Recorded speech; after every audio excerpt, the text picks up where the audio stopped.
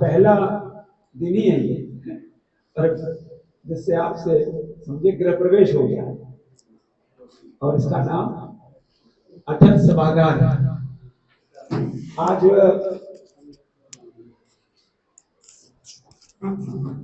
चुनाव का आगाज पूरी तरह झारखंड में हो गया है। सबसे पहले आपसे ही हम शुरुआत करें। इस सरकार का खनिज रूप से पेट नहीं भरा, इस सरकार का कोयला लूट से पेट नहीं भरा, इस सरकार का बालू लूट से पेट नहीं भरा, इस सरकार का आदिवासी जमीन, सेना के जमीन से लूट का पेट नहीं भरा, पत्रकारों के साथ भी छल किया है। और पत्रकार कोई बड़ा उनको वेतनमान नहीं मिलता। देश में पहली बार ऐसा हुआ किसी राज्य सरकार ने पत्रकारों को भी छला, पत्रकारों के साथ भी धोखा किया। हमें याद है कि 2022 में अभी वो ट्विटर भी हमने निकाला है, हेमंत सोरेन का, जिन्होंने वादा किया था कि पत्रकारों का हम बीमा करेंगे और 80-20 का रेशियो उन्होंने किया था। 80% राज्य सरकार देगी और 20% मान्यता प्राप्त पत्रकार देंगे। ऐसे 190 पत्रकारों ने बीमा के लिए 3300 रुपया ऑनलाइन जमा किया था और राज्य सरकार ने वादा किया था जैसे ही बीमा कंपनी राज्य सरकार फिक्स हो जाती है तो आपका बीमा हो जाएगा। पता नहीं आज तक 3 साल हो गए, आपका 3300 रुपया डूब गया, आपका बीमा भी नहीं हुआ। जो लोकतंत्र का चौथा स्तंभ है उसको भी राज्य सरकार ने नहीं छोड़ा। ऐसा कोई बचा ही नहीं जिसको नहीं छला, ऐसा कोई बचा ही नहीं जिसको हसीन सपने दिखाकर लूटा गया। और यह सरकार जिसकी गिनती अब बहुत कम दिनों तक है, विदाई समारोह भी तय हो गया है, विदाई का डेट भी तय हो गई है, अब तो बस रिचुअल बाकी है।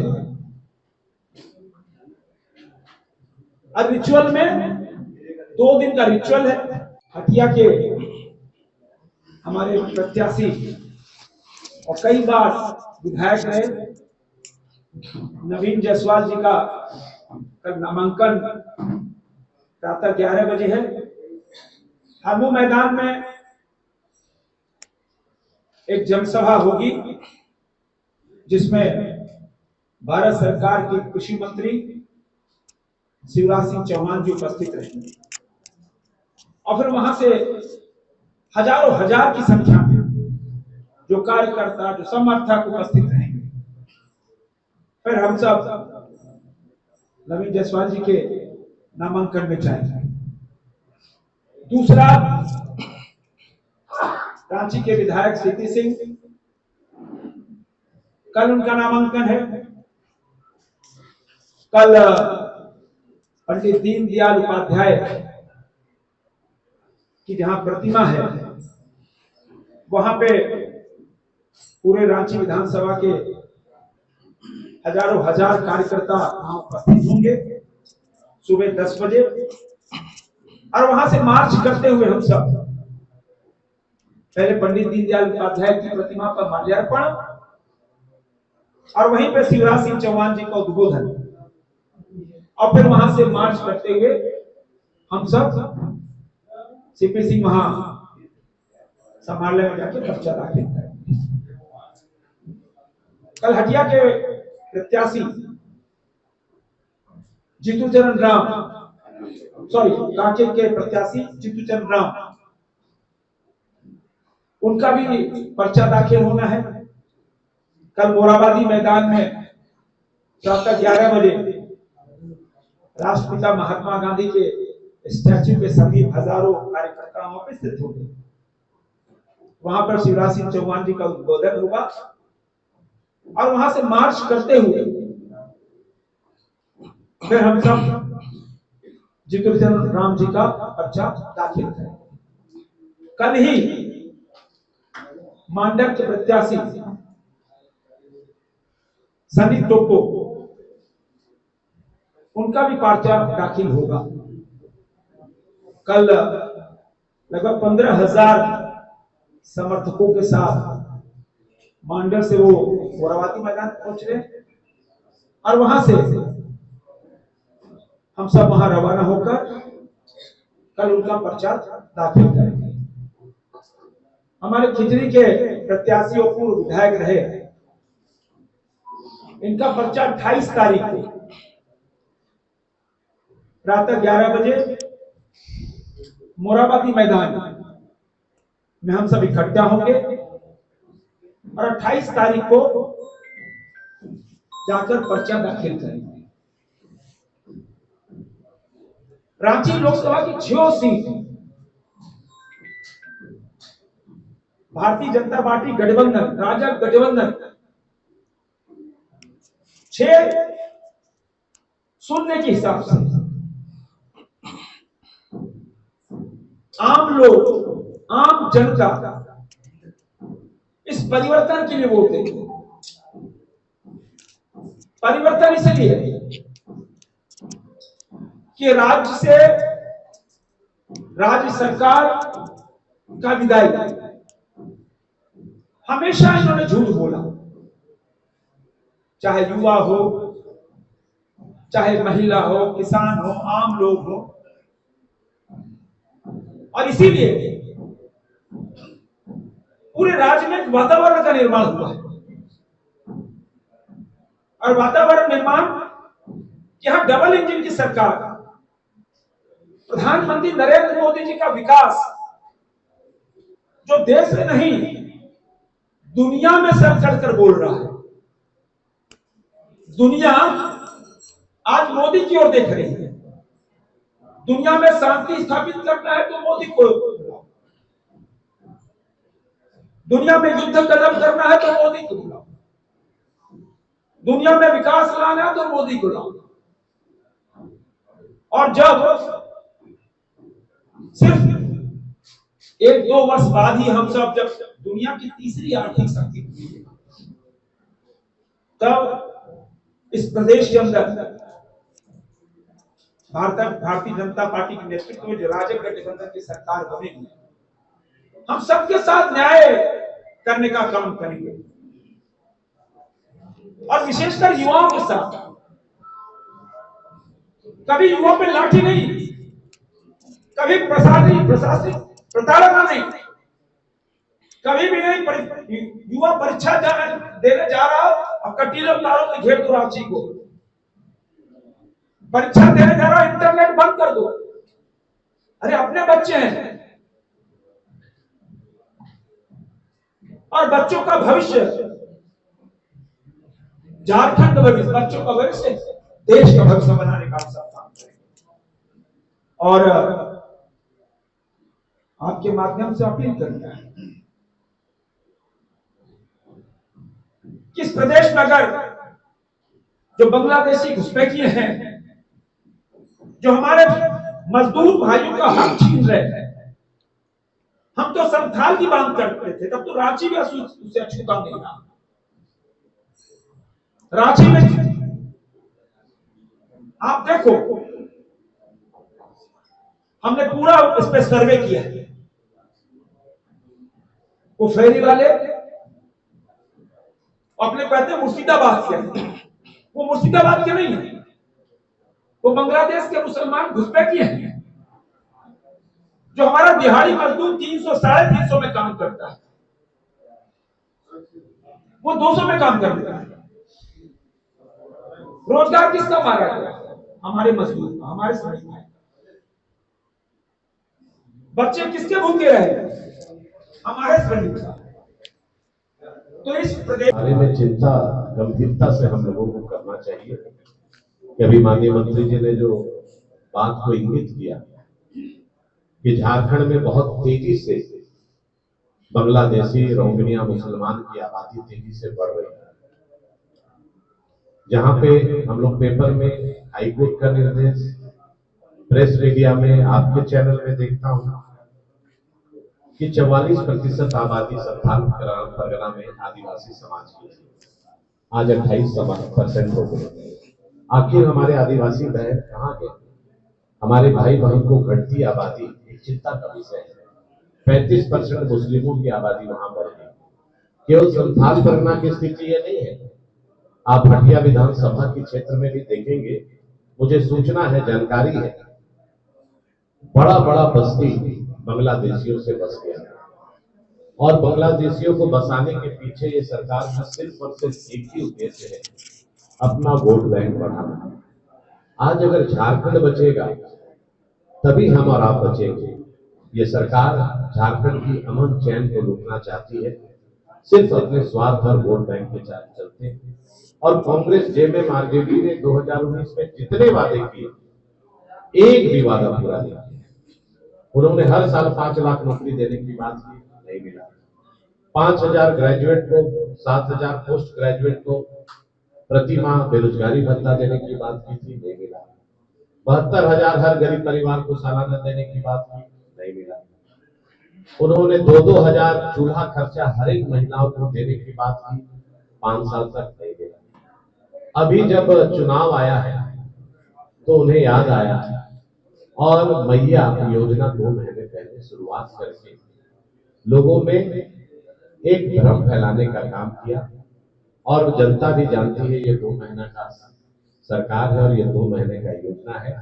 और भारतीय जनता पार्टी ने अपने पंचतंत्र में ये घोषणा किया है कि सरकार बनते साथ पहले कैबिनेट में और पहले महीने से 2100 रुपया हम अपनी दीदियों को, गोगो दीदी जो हम लोगों ने के माध्यम से योजना आई है, 2100 प्रति माह देने का काम करेंगे। 500 रुपया में सिलेंडर महिलाओं को हर एक परिवार को मिलेगा, साल में 2 सिलेंडर फ्री। 2,87,000 जो हमारे सरकारी पद रिक्त है, 5 साल के अंदर उसको भरने का सरकार हमारी करेगी। 5 लाख नौजवान को स्वरोजगार देने का काम करेगी। यहां पर इतना निर्दयी सरकार है कि जब से ये सरकार बनी 16 एग्जामिनेशन हुए, चाहे जेएसएससी का हो, चाहे सीजीएल का हो। बच्चा, माँ बाप 2000-5000 दे के कभी कोई जमशेदपुर गया, कभी धनबाद गया, एग्जाम दे के आया, दूसरे दिन अखबार में आ गया कि पेपर ले। जेपीएससी का वही हाल रहा। आप भी देखे होंगे, बच्चे पहले से तैयारी करते हैं, 6 महीना पहले से दौड़ का प्रैक्टिस करते हैं। अचानक सरकार ने आनंद फानन में आके चुनाव के दृष्टिकोण से एडवर्टाइज किया और वो लड़के जो वर्दी के लिए दौड़े, जी जान लगा के दौड़े, ऐसा जी जान लगाए कि वर्दी तो नहीं, कफन लेके घर लौटे। आप उनकी मां के बारे सोचिए, उसके परिवार के बारे सोचिए, जिसका जवान बेटा नौकरी पाने गया और कफन के साथ वापस आया। ये सरकार कितनी निर्दयी है। युवाओं के साथ इन्होंने जो किया, यही युवा 2019 में ये सरकार बनाए थे और यही युवा इस सरकार को उखाड़ करके फेंकेंगे और पूर्ण बहुमत की एनडीए की सरकार बनाएंगे। इन्होंने जितने वादे किए थे कॉन्ट्रैक्चुअल वर्कर के साथ, अनुबंध कर्मी के साथ, आज ये सरकार लगता है कि अनुबंध से ही चल रही है। चाहे आंगनबाड़ी सेविका हो, चाहे सहायक पुलिसकर्मी हो, चाहे पारा टीचर हो, हर लोगों, चाहे रसोईया हो, चाहे सहिया हो, सभी को इन्होंने ठगने का काम किया। और आने वाले समय में पूर्ण बहुमत की हमारी सरकार बनेगी। सभी का समस्या का समाधान डबल इंजन की सरकार करेगी और मुझे पूरा विश्वास है कल मैं नामांकन करूंगा और 23 तारीख को हटिया से 3 बार का रिकॉर्ड तोड़ करके यहाँ विजय प्राप्त होगा और कमल खिलेगा। और मुझे आशा है कि हटिया की जनता अपना विश्वास और आशीर्वाद मुझ पर करेगी और एक कमल हटिया का भी पूर्ण बहुमत की सरकार में रहेगा। आप सबों को बहुत बहुत धन्यवाद। जीतू जी, वो है काफी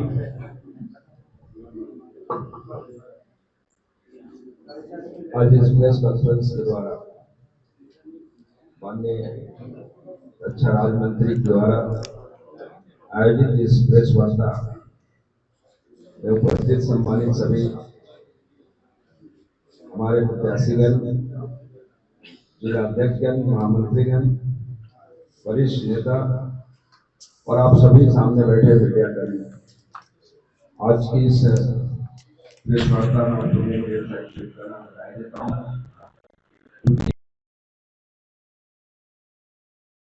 कार्यकर्ता सम्मान देती है, उसी तरह कार्यकर्ता भी पार्टी के प्रति समर्पित और समर्पित भाव से काम करते हैं। क्षेत्र में 2014 से 19 स्थापित है, तो मैंने अपने क्षेत्र में भरपूर नई चीजों को लाने का प्रयास किया। जिस प्रकार से एग्रीकल्चर के क्षेत्र में इंजीनियरिंग नहीं होता, लेकिन इंजीनियरिंग कॉलेज को लाने का प्रयास किया। वेटनरी एनिमल हस्बेंड्री में वेटनरी कॉलेज बनता है, उसको भी खुलवाने का काम। सॉइल साइंसेस के क्षेत्र में all India institute of soil science लाने का काम किया। हेल्थ के क्षेत्र में जब एम्स नहीं आया यहाँ तो निराश हो रहे थे हमारे क्षेत्र के लोग, उसके लिए कैंसर रिसर्च सेंटर ला करके सुब्रतो वहाँ पास के पास वो काम करने की कोशिश। उसी तरह से क्षेत्र की जनता के बीच में कई एक ऐसे बीमारी होती है जिसको लोग नहीं जानते हैं और वैसी स्थिति में उनका ध्यान होता है, जैसे डायबिटीज है, शुगर है, हार्ट का है, उसको एनसीडी नॉन कम्युनिकेबल डिजीज को सर्वप्रथम माध्यम जो आज हेल्थ वेलनेस सेंटर के रूप में काम है। हम लोग बिजली के क्षेत्र में काफी अच्छा काम किए थे। बेड़वारी में बड़े बड़े ग्रिड लगवाए, जहाँ पर छोटे छोटे से गाँव में सब सेंटर नहीं हुआ करता तो उसमें सब सेंटर लगाए ताकि बिजली का ट्रांसमिशन धीरे धीरे गाँव तक चला जाए और इस प्रकार से बिजली लूप को भी समाप्त करने की कोशिश की। एग्रीकल्चर के क्षेत्र के साथ साथ स्वास्थ्य क्षेत्र के साथ शिक्षा के क्षेत्र में काम किया। बहुत सारे ऐसे कॉलेज थे, स्कूल थे, उसको अपग्रेड किए। बहुत सारे ऐसे कॉलेज से पेंडिंग थे, उसको कॉलेज को बना करके आज छात्रों को उच्च शिक्षा के लिए काम करने का प्रयास है। इंफ्रास्ट्रक्चर के क्षेत्र में आप यहाँ लालगंज से लखनऊ तक देखेंगे कि पहले आगे का तस्वीर एक ऐसा तस्वीर था जो कि घुटने पर खड़ा हुआ करता था, रोड में गड्ढे में रोड, इस तरह की चीजें थी। आज आपकी थाना को क्रिएट किया क्षेत्र में क्षेत्र है, तो इस प्रकार से काम हम लोग करने का प्रयास है। बहुत सारे काम अभी छोटे छोटे पाइपलाइन में है। माननीय मंत्री जी उस सब काम को अभी भी कर रहे हैं, तो आने वाला दिन में हम आश्वस्त करना चाहते हैं कि आपकी जनता जिससे तरह से विश्वास की है, मैं भी उससे आश्वस्त होकर के मैं उन कामों को पूरा करूंगा और उस क्षेत्र का सर्वांगीण विकास के लिए मेरी पूरी प्रयास रहेगी। आप सबों को बहुत बहुत धन्यवाद। इस देश के केंद्रीय राज्य मंत्री माननीय संजय सेठ जी के द्वारा आयोजित इस प्रेस कॉन्फ्रेंस में सभी मीडिया के साथीगण, प्रिंट मीडिया, इलेक्ट्रॉनिक्स मीडिया, सबको जोहार और नमस्कार करता हूँ। क्योंकि मैं 2-3 विषय आप लोगों के बीच में रखना चाहता हूँ।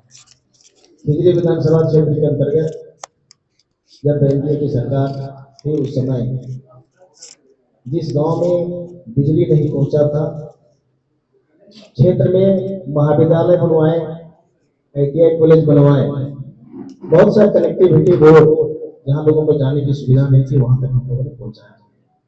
परंतु मैं आपके माध्यम से जनता को ये कहना चाहता हूं कि 5 साल के दरमियान तो क्षेत्र के जो विधायक हैं पूरे विधानसभा क्षेत्र में जो हमारा महाविद्यालय बनवाए हैं उसको भी शुरुआत करने नहीं सके, ITI कॉलेज बनवाए उसको भी उन्होंने शुरुआत नहीं की। इस तरह से एक भी योजना धरातल पर 5 साल के दरमियान में उन्होंने नहीं पहुंचाया। बड़ी खुशी होता है जानकर, खुशी भी लगता है कि अभी 1 सप्ताह के पहले जब आचार संहिता लगने से 1 सप्ताह पहले जो विधायक 5 साल में 50 स्थानों पर शिलापट नहीं लगाया था, तो 1 सप्ताह में कम से कम 150 शिलापट लगा के वोट लेने का हटने का एक तरह से संगठन रचना है। इस तरह से जो राजनीति का चाल और चरित्र है उसे निश्चित रूप से जनता देख रही है और मुझे उम्मीद है कि हमारे राज्यसभा हमारे लोकप्रिय सांसद और केंद्रीय राज्य मंत्री जी के नेतृत्व में जो उन्होंने कहा है कि हम लोग सभी सीट को एनडीए जीतेंगे, यही चंद शब्दों के साथ आप सभी लोगों को बहुत बहुत जोहार और सबको नमस्कार। एक परिचय, अजय मारू जी अभी रांची विधानसभा के संयोजक बनाए गए, पूर्व सांसद हैं, हमारे चुनाव में लोकसभा के चुनाव में रांची विधानसभा के भी संयोजक थे। बलराम सिंह जी जो भी महानगर के महामंत्री हैं, हटिया विधानसभा के संयोजक बनाए गए हैं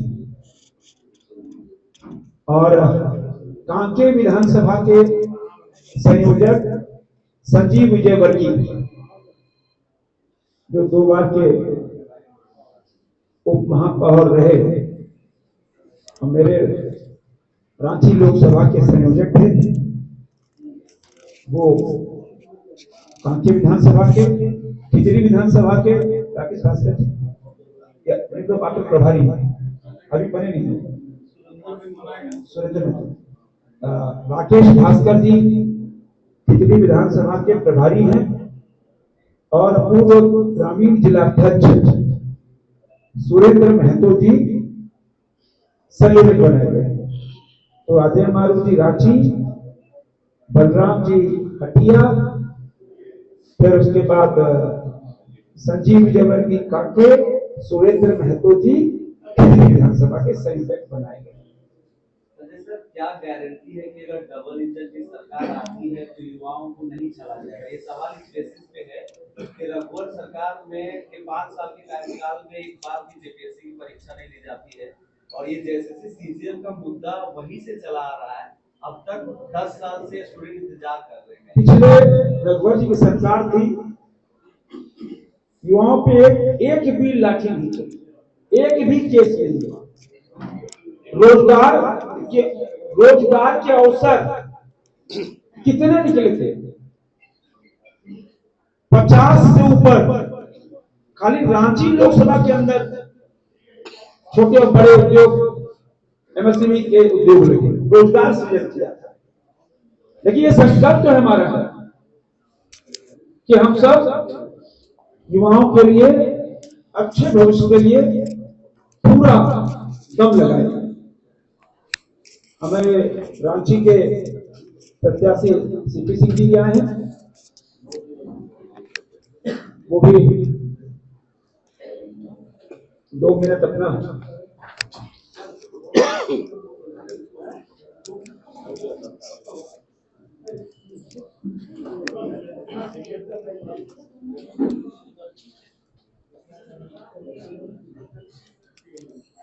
आज माननीय सांसद जी के कार्यालय कक्ष में संवाददाता सम्मेलन है और सारी बातों को माननीय हमारे केंद्रीय रक्षा राज्य मंत्री संजय सिंह जी ने निर्धारित किया है। तो हमारे सभी भाई राम कुमार जी खिजरी से जो प्रत्याशी हैं, हमारे भाई नवीन जायसवाल जी हटिया से, हमारे भाई डॉक्टर ज्योति किरण राम जी, सब लोग हैं यहाँ पर। तो मैं इससे इतना ही कहना चाहूंगा कि भारतीय जनता पार्टी एक ऐसी लोकप्रिय पार्टी है, विश्व की सबसे बड़ी पार्टी है और झारखंड में अपने सहयोगी दलों के साथ यानी एनडीए गठबंधन के दलों के साथ